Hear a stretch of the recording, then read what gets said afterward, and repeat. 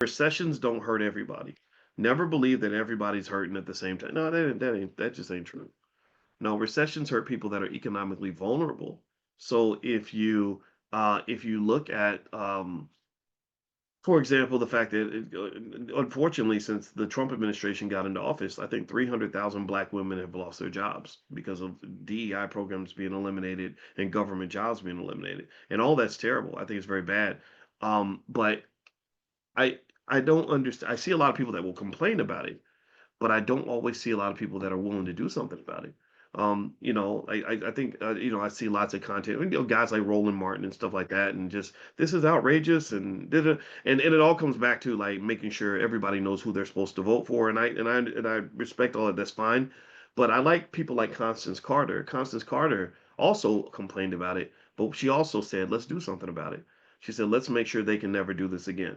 Let's make sure that we take all the talented black women that exist in this country and start reshaping how we view the economic relationship that we have with America, right? And reviewing that relation. Because sometimes if you're in a bad relationship, sometimes you got to break up in order for you to reestablish your power.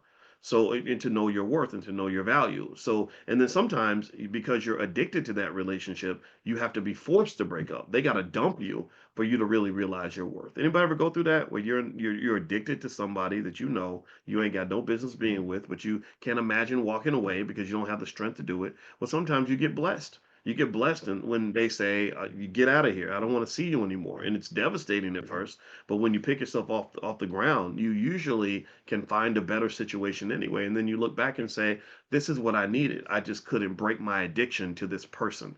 I believe, economically speaking, black people are addicted to white people.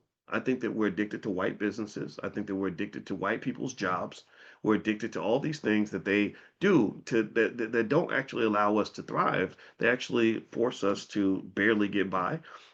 They also, but they give us this validation that we need. We need to be acknowledged by them. We need to be seen by them. And then when we're seen and acknowledged, and they give us a couple little crumbs, we're so grateful for that. And I think that that's very limiting.